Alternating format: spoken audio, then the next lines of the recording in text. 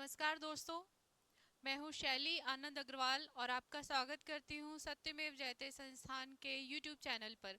आज हम बात करेंगे 1 फरवरी 2026 को प्रस्तुत केंद्रीय बजट 2026-27, जिसमें राष्ट्र निर्माण और विकास के संकल्प को ध्यान में रखते हुए इस बजट को प्रस्तुत किया गया है।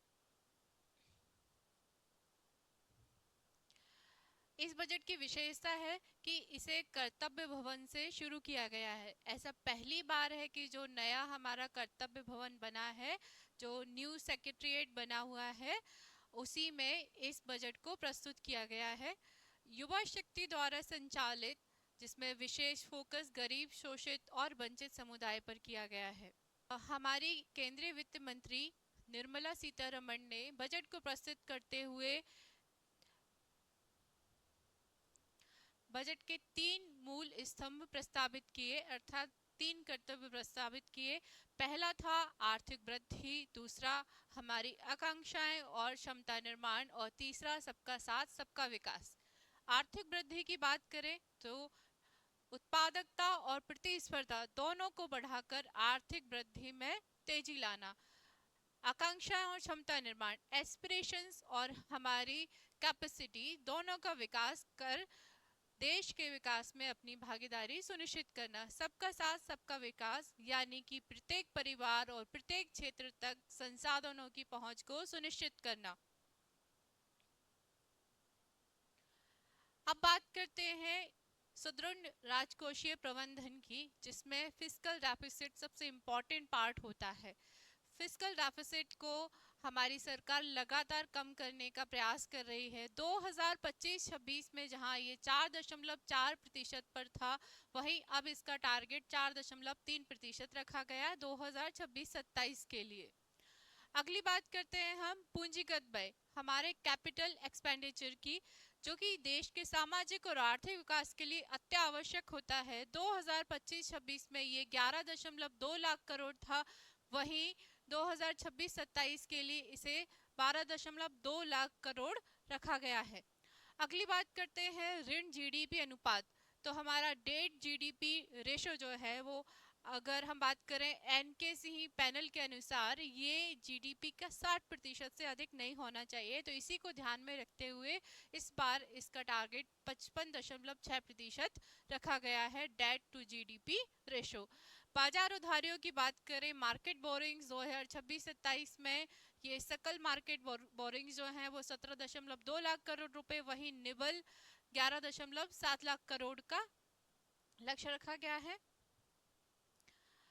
नए आयकर अधिनियम 2025 अप्रैल 2026 से प्रभावी होंगे। टीसीएस कटौती की बात की जाए तो, चाहे आपका इसको टैक्स कलेक्शन एट सोर्स की बात करते हैं, तो चाहे आपका विदेशी यात्रा पैकेज हो या विदेशी शिक्षा और चिकित्सा की बात हो, विदेशी यात्रा का पैकेज जहां 5% और 20% से घटाकर सिर्फ 2% कर दिया गया, वहीं विदेश में शिक्षा और चिकित्सा के लिए भी अब केवल 2% ही आपका शुल्क लगेगा। आईटी सेक्टर और कॉर्पोरेट सेक्टर को भी बूस्ट करने का प्रयास किया गया है। विदेशी क्लाउड सेवा प्रदाताओं को 2047 तक टैक्स हॉलीडे, अर्थात जीरो टैक्स की स्थिति रखी गई है। जो हमारी सोशल मीडिया या आईटी कंपनीज हैं, इनमें सेफ हार्बर सीमा निर्धारित की गई है, जिसे 300 करोड़ से बढ़ाकर 2000 करोड़ की श्रेणी में लाया गया है। अप्रत्यक्ष कर और सीमा शुल्क, जिसमें आम आदमी को राहत देने का प्रयास किया गया है। व्यक्तिगत आयात यानी पर्सनल इंपोर्ट की वस्तुएं, बैग्स हो, कपड़े हो या लैपटॉप हो, किसी भी तरह की पर्सनल उपयोग की चीज़ों में टैरिफ को 20% से घटाकर 10% कर दिया गया है। जो हेल्थ की बात की गई है, 17 जीवन रक्षक दवाइयाँ या औषधियाँ, जिसमें कैंसर की दवाई भी शामिल है, इसमें सीमा शुल्क में छूट प्रदान की गई है। ग्रीन एनर्जी को बढ़ावा देने के लिए लिथियम आयन बैटरी का जब निर्माण किया जाएगा, तो उसमें भी शुल्क पर छूट को बढ़ाया जाएगा। उद्योग और एमएसएमई की बात करें तो इनको भविष्य के चैंपियंस के रूप में बनाया जाएगा, जिसमें एसएमई डेवलपमेंट फंड का निर्माण किया जाएगा। इसकी सीमा होगी 10,000 करोड़ रुपए। वहीं बायो फार्मा शक्ति योजना लाई गई है। बायोलॉजिकल और बायोसिमिलर जैसे प्रोडक्ट्स घरेलू स्तर पर यानी कि भारत में ही इनका निर्माण किया जाएगा। अगली बात करते हैं तो आर्थिक विकास को गति देने के लिए डेडिकेटेड ट्रांसपोर्ट कॉरिडोर बनाए जाएंगे, जिसमें जो देश के मुख्य मुख्य आर्थिक केंद्र हैं उनको जोड़ने के लिए 7 हाई स्पीड रेल परियोजनाएं बनाई जाएंगी, जैसे मुंबई पुणे, वाराणसी सिलीगुड़ी, दिल्ली से वाराणसी, चेन्नई से बेंगलुरु। इन क्षेत्रों को आपस में जोड़ा जाएगा। इसी में आगे बात करते हैं तो लॉजिस्टिक्स और शहरी विकास को बढ़ावा देने के लिए फ्रेट कॉरिडोर बनाया जाएगा, जिसमें पश्चिम बंगाल के दानकुनी से लेकर के गुजरात के सूरत तक एक डेडिकेटेड फ्रेट कॉरिडोर बनाया जाएगा। वाटरवेज को बढ़ावा देने के लिए अगले 5 सालों में नए 20 वाटरवेज बनाए जाएंगे, जिनकी शुरुआत होगी उड़ीसा में नेशनल वाटरवे नंबर 5 से। वहीं शहरी विकास की बात की जाए तो शहरी आर्थिक क्षेत्र बनाए जाएंगे, सिटी इकोनॉमिक रीजन्स। प्रत्येक सीईआर के लिए 5 वर्षों में 5,000 करोड़ का बजट निर्धारित किया गया है। कृषि को आधुनिक स्वरूप प्रदान करने के लिए तकनीक को बढ़ावा दिया जाएगा और सहकारिता में जो रियायतें दी जाती है उनका भी विस्तार किया गया है। भारत विस्तार नाम का एक एआई टूल बनाया जाएगा। इसमें किसानों को फसल की जानकारी, मौसम का पूर्वानुमान, बाजार भाव, इन सब की जानकारी मिलेगी, जिससे किसान सही निर्णय ले सकेंगे। भारत युवाओं का देश है, तो युवाओं की आकांक्षाएं भी महत्वपूर्ण है, तो इनका कौशल विकास और इनको भविष्य के अवसर प्रदान करने के लिए वर्तमान समय में डिजिटल इंडिया को ध्यान में रखते हुए आईआईटी मुंबई के सहयोग से 15,000 स्कूल और 500 कॉलेजेस में कंटेंट निर्माण लैब बनाई जाएंगी, अर्थात एवीजीसी क्रांति लाई जाएगी। एवीजीसी क्रांति मतलब animation, visual effects and gaming revolution.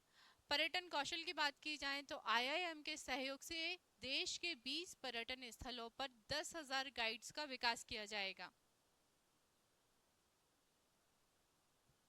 अब बात करते हैं हेल्थ एंड वेलनेस की, तो निजी क्षेत्र के सहयोग से 5 रीजनल मेडिकल सेंटर्स बनाए जाएंगे। निमहंस 2 की स्थापना की जाएगी।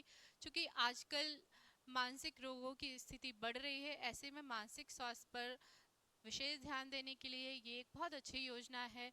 हेल्थ फॉर ऑल को भी इस बजट में ध्यान में रखा गया है। तो पशु चिकित्सा पेशेवर जो है इनकी संख्या बढ़ाने के लिए, वेटनरीज की संख्या बढ़ाने के लिए ऋण से जुड़ी पूंजीगत सब्सिडी भी प्रदान की जाएगी। भारत में पर्यटन की कोई कमी नहीं है, चाहे सांस्कृतिक पर्यटन हो, ऐतिहासिक पर्यटन हो या प्राकृतिक पर्यटन। जो हमारे 5 पूर्वोदय राज्य हैं वहाँ पर अरुणाचल प्रदेश, सिक्किम, असम, मणिपुर, मिजोरम, त्रिपुरा, इनमें बौद्ध सर्किट का निर्माण किया जाएगा। साथ ही साथ 4,000 ई बसें यहाँ पर चलाई जाएंगी।